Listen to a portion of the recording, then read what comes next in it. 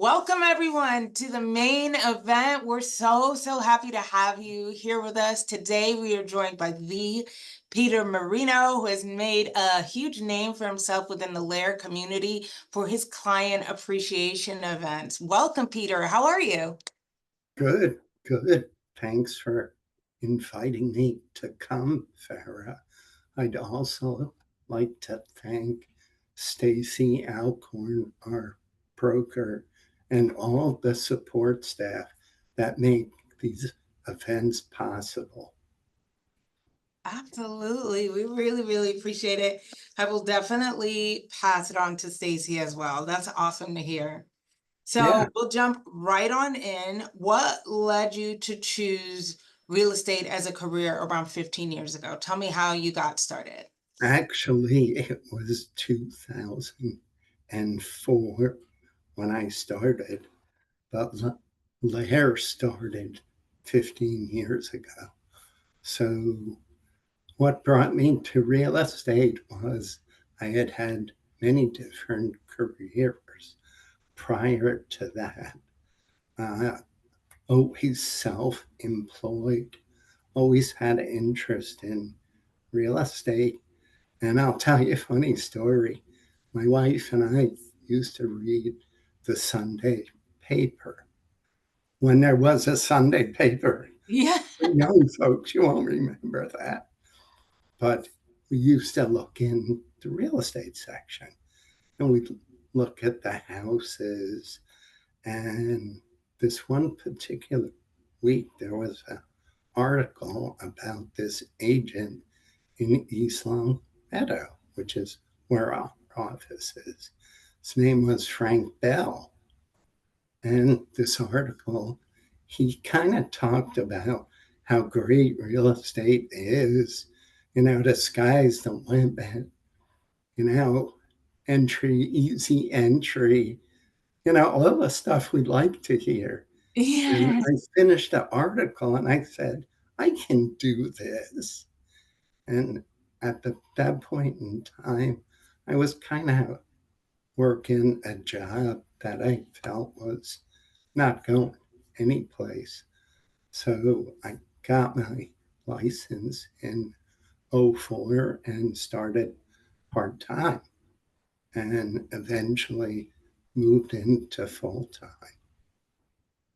I love it. And you're totally right. You know, they still have a Sunday newspaper. It's just now it's way tinier. It's Really very thin. thin. Yes, real thin. Used to be like this. It needs to be a Yeah, weekly Bible of oh, information. for sure. And they were fun. In your early days, so you started in 2004, in your early days, what were the main strategies that you used to connect with clients? Okay, so when I first started real estate, I was much, actually, I went to work for Frank Bell, who was in the article. He was a Remax agent here. And the licensing test prepares you for nothing. Yeah, I agree. realized very quickly I didn't know how to sell real estate. I come from a sales background, always being self employed. So I felt I could figure it out. But when I first started, it was FISBOs, expires, open houses, all the typical stuff new agents did. But I quickly realized that I had to come up with a better plan. So in '06, I took a training course from Brian Buffini. It was called 100 Days to Greatness. And it spoke about the referral based business specific to real estate. And it kind of resonated with me. So I kind of pursued it. I joined their uh, system of marketing and started following that system. And I quickly realized that I could take, even though I only had a few transactions, I could turn those customers into advocates and get them to refer me business, as well as when you first start out, there's not much repeat business Mm. until you're 4 or 5 years in. Actually, I think it's about 7 where it starts to tip, where you start selling the same people's houses again. So in that interim, I was building my database and trying to grow the referral business. That's amazing. And I love how you because it really is it's like the perception of the agent, right? To turn the people you know into advocates is such a strong statement. I love that. So was there a moment when you realized that client events could be more than just thank you gestures and an opportunity therefore to turn people into advocates? Yeah, so the system that I'm a part of, and I'll encourage any agent that's new to the business or even seasoned agents, you need a system to work on, whether it's Brian Buffini, Michael Mayer, Tom Ferry, there's any number of real estate trainers. Stacy has done quite a bit with Michael Mayer, and his stuff's great. I'm a Buffini person, but I also listen to any other trainings that I can. So this system that I prescribed through was, stay in touch with your clients. And part of the contact care and community piece was to host client events, which I was terrified to do. I'm Okay. sure. Terrified. But I bought into the fact that other agents were having success with it. So my first event was in '07, and that was the apple pie event, which I'm still doing. And I looked up, I had Lisa, our admin, look up some statistics. And in the time that I've been doing it, I've given out over 700 apple pies. Oh my goodness. And we kind of, as it progressed, we kind of coupled it with a community food drive. Oh, And that's that's amazing. become just a huge piece of the event. I mean, folks come, I give them a $10 pie, they give me $50 worth of food in boxes for the food pantry. So it's a huge win for everybody. Yeah, no, it sounds amazing.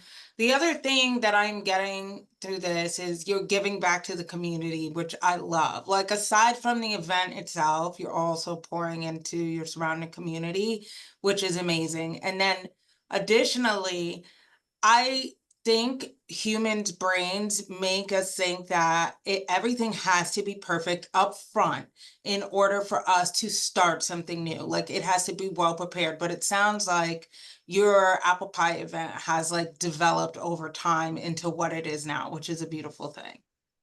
Yes, for sure. The first event. And the key to events is don't be afraid of it, just do it. The folks that are coming, they don't have a clue of what to expect. Mm. Okay, so we beat ourselves up and want everything to be perfect. Doesn't matter, just do an event. I've done the apple pie event consistently. I do the car wash event, which is a beautiful event. It's so easy to do. You just find a car wash, close to your area that you work. There's folks that probably drive 20 minutes to get to the car wash event. But we just set up a table with coffee and donuts. And I'd be remiss if I didn't say my wife helps me with all my client events. I couldn't do it without her because she's great at the organizing piece. Plus, also, she knows my customers. So she can talk to folks because when you host a client event, everybody wants to talk to Peter. Yeah. Okay. But if there's 50 or 75 people, it's it's kind of a you have to spread yourself around. So having someone that knows your customer base, whether it's a spouse, a child, a team member, is a plus as opposed to trying to do it just by yourself. No, I hear you. I agree. And it sounds absolutely amazing. So my other questions, now we're gonna talk a little bit about like event strategy. Sure. What type of events, I know you talked about the apple pie, what other type of events and the car wash, what other type of events have you found that have resonated really well with your clientele base? Okay. So that's the pie event postcard. Oh, you gotta hold it up a little higher. I didn't see it. Let me see it. Oh, a little higher. There you go. I love that. Okay. It doesn't have my name on it because I always send out my postcards. Then this is the ice cream social postcard. Oh, so you do a physical print card that you mail out? Yes. And this is the car wash postcard. Oh, I love it. For the free car wash, you pay for car washes in advance? Well, I get an idea of how many folks are coming. It's Mm-hmm. typically, quite honestly, 20 to 25 folks respond. And I just buy the books of coupons. They give you a little discount. And what's nice is the coupons, let's say you just had your car washed yesterday, Mm-hmm. the coupon doesn't expire.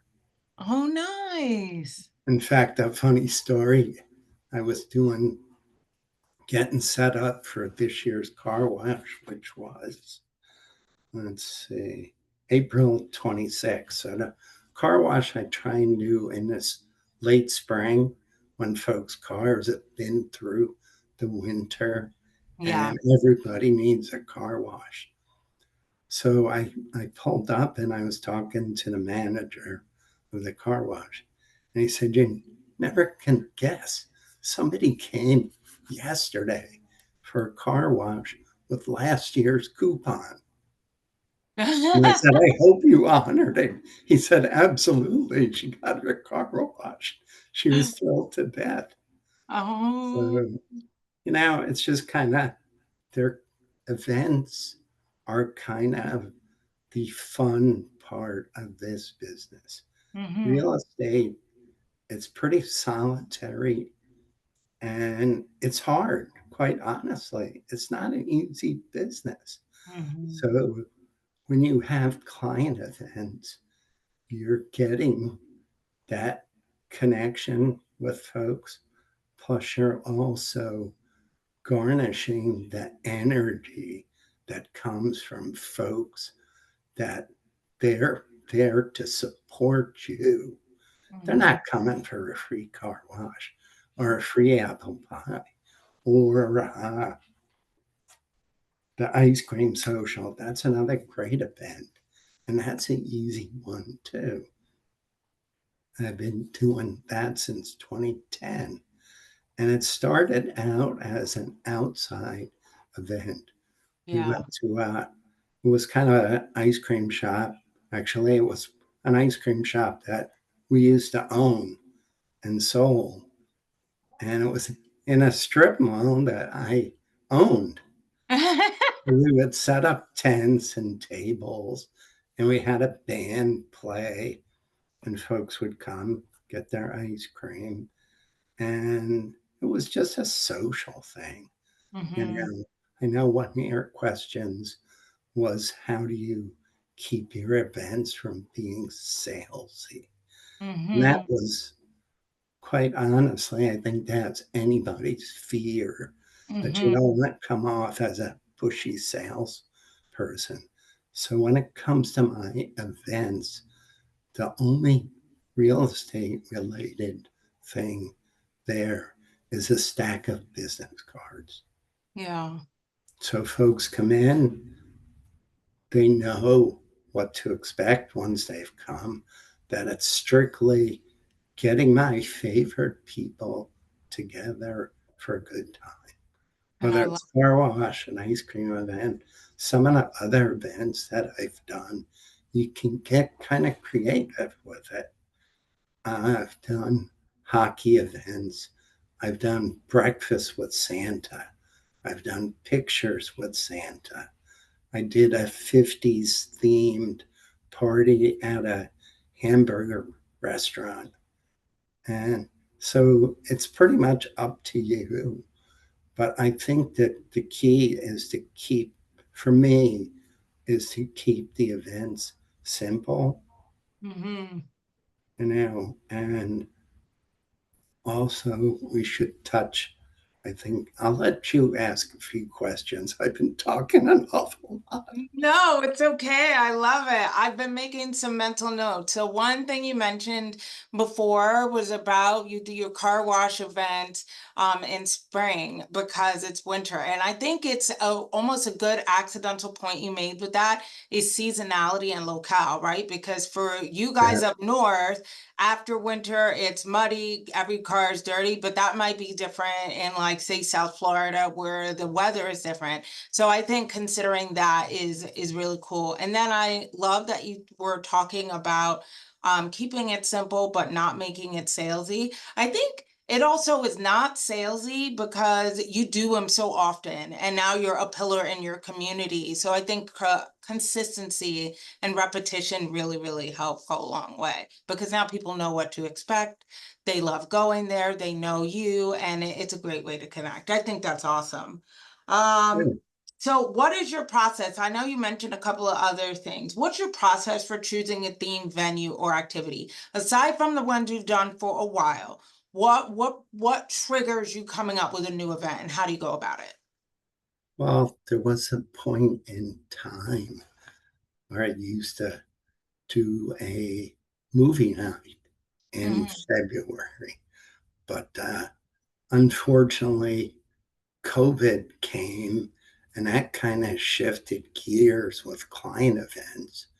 I moved a couple events outside, and including the pie event that used to be an indoor event.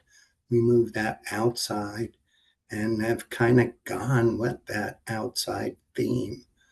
But I got to tell you, the weather is a big factor. And after last year's apple pie event, I swore I wouldn't do another apple pie event outside. It poured and it was cold and it was miserable. And the unfortunate piece is folks come, but they don't stay. Yeah. So this year I'm moving it back indoors. As far as I try, my goal was to try and do an event each quarter, Hmm. with 4 events per year. And I was pretty consistent with that. Last couple of years, it's been the ice cream social, the apple pie event, and the car wash. And I've kind of stuck to those three. I keep trying to come up with a fourth, and I've not figured it out just yet. I I thought about minor league baseball game. I used to do the hockey stuff.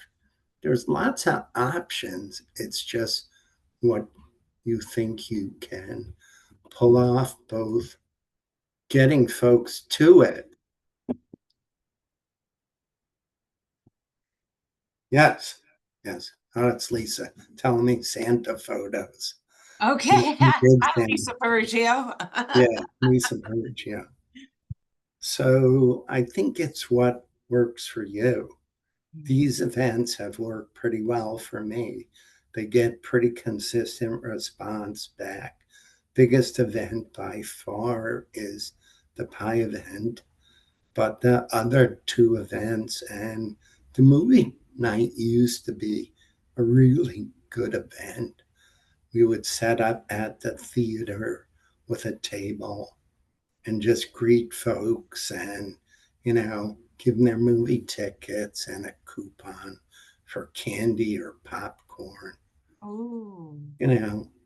And it was, a couples thing. We do it on a Friday night kind of thing. So you can, as creative as you can get, you can do it. You just have to keep your budget in mind as well, because it's very easy to overspend on client events. Oh my goodness, that's a great point. And also, you talked about weather, but I really love that you mentioned simplicity in regards to what you yourself can pull off. It's really, really important. I think that's a really good point as well. So how you talked about money. So I want to really touch on that. How do you handle event logistics and execution run smoothly? And I'm going to add to that that you stay under budget. How do you even set a budget for something like this? Yeah, so I think once you do an event once, it gives you a clear picture of what your costs are. And most my events are typically, so if you take the car wash, you get 25 people come, $10 car wash, $250 plus $50 for donuts and coffee. It's a pretty cheap event. Mm-hmm. And the ice cream social, which I just had, I do that in July, so it's a second quarter event. And I do it at the same ice cream shop, and I I postcard my database, which is 200. So I send out 200 postcards, and you typically get a 10 to 15% response rate. Mm-hmm. All 200 people aren't coming, and Right. that's what scares some agents. They're like, wow, if 200 people come, ice cream's $5, $6 a pop now for just a cone. I can't afford that. But you're not going to get 200 people. But the benefit that you get, and this is huge, I want to impress this upon folks. This is the win, the postcard, inviting someone to something. I mean, think about it. How many folks that you do business with invite you to anything unless they're trying to sell you something? This Zero. is Yeah. zero. Okay. So this sets you apart from all the other salespeople and businesses because you're saying, hey, come have an ice cream, bring your family. I have one family, there's seven of them come. That's a, that's a lot of ice cream, but there's seven potential customers who each know 100 people. It's huge. But the invite that goes out to 200 people, plus the calls, what I tried to do, and this is an area I have to improve on, is once the postcards go out, it's typically 2 to 3 weeks ahead. You want to send your postcards. Once the postcards hit, I always send myself a postcard so I know when they're getting to people. Then I start calling all the folks that I've invited. Start with your favorite people first. Okay. That's an easy call because you're not calling asking for anything. You're calling giving something. Hey, come have an ice cream. Come pick up pie. Come get your car washed. I saw it the other day. It definitely needs a car wash. Stop by. So that calling through is a touch point. And then what I typically do is once I get a list, I'll call through that list the day before just to remind them, hey, the ice cream social is Sunday. Half the people you call are like, wow, that came up fast. It's really the Sunday. So that extra touch, you know, make sure that those folks that committed to the event actually show up. And some folks don't. You're always going to get folks that don't respond but do show up. So expect, a little bit of variation with respect to who comes and who doesn't come. I love also that you mentioned about calling. I think it's like a lot of especially newer agents' biggest fear to pick up the phone and call somebody. And B, I think in our technological world, it could be and feel very easy to say, oh, I'll just send an email or I'll just send a text. But it's nice to be able to call and like have that connection with somebody. I really love that you do that. Yes, for sure. And a lot of folks went to Evites for their events. Mhm. And I'll tell you what, I get hundreds of emails a day. I miss a lot of stuff. There's a lot of stuff I just don't open. But if it Mhm. shows up in your mailbox, you can't not see it, Yeah. you know. And trust me, there are folks that you call and say, did you get the postcard?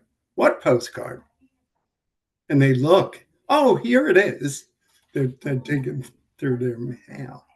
So that plus what you said is very true.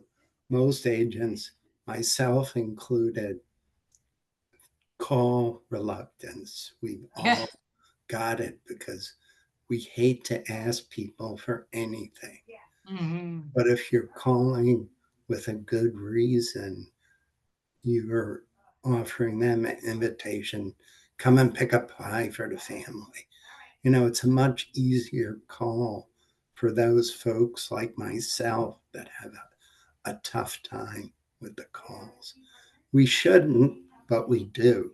Yeah. So I understand completely. Now that we're winding up a little bit, we only have 2 more minutes. I have one more Wow, big question that I was wanted to that ask. That was went so quick. fast, That right? was too quick. We could talk all day about I this know thing. we really could. Agreed. If you could elevate one aspect of your brand, I know you said you have three that you do that are solid and you're really looking for that other one, but in regards to the events that you already do, if you could elevate one aspect of your events, what would it be? I think the before the event, the contact, the reaching out to folks, my after event philosophy protocol is just a personal note. So I'll write, if 50 people show up, I write 50 notes thanking them for coming. I include a business card in the note. I say how great it was to see them and catch up. And if something comes to mind, they were talking about their son playing baseball, I'll put something to that effect. That way they kind of know that you're paying attention. And that piece is good, but the before the calling through and the calling, I think I can be much better at that. I used to be better at it. I seem to have slid backwards as far as getting the calls done. But, my encouragement to folks listening is like Nike says, just do it. Just try one. You Mhm. won't, your arms and legs are not going to fall off. And trust me, you're going to come away from that event energized about your real estate business and career because you're going to see folks that are showing up for you. Where in this business, we have to show up for everybody but ourselves. And this is a switch. So try it. I think once you do an event, you'll be hooked on doing future ones and get as creative as you like. There's folks that do charcuterie boards, flower arranging, pumpkin picking. It's endless. And like you said, Farah, is seasonality. So fall's coming up in Massachusetts, you know, mums and corn picking and corn mazes. Those are all pretty cheap events to do. And my marketing budget is 100% client focused. I don't do ads. I don't do bus station seats, billboard shopping carts, internet leads. It's all customer focused.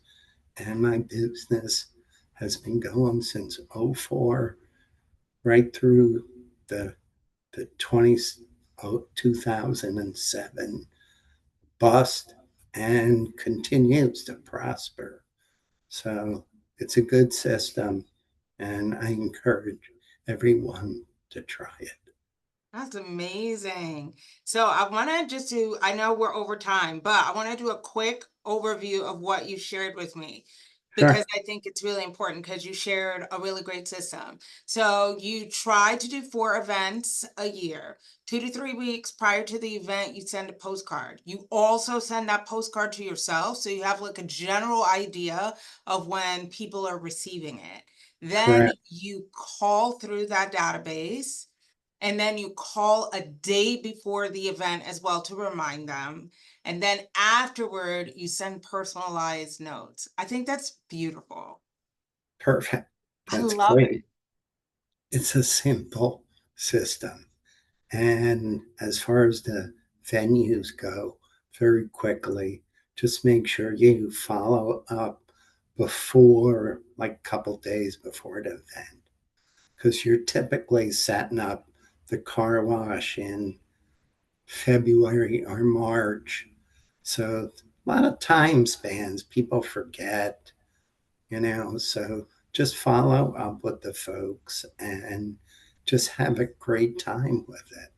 And I want to thank you for your time.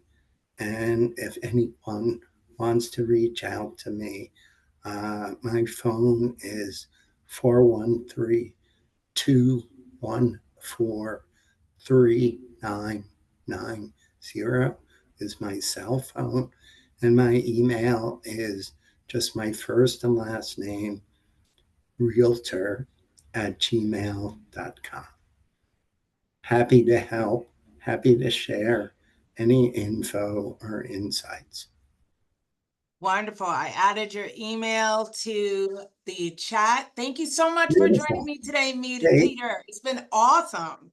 Okay. It was kind of fun. It was. It was very Yeah, it was fun. kind of fun. Good. Thank you so much. You're very welcome. Have a wonderful day, everyone. Yep. Take Bye. care.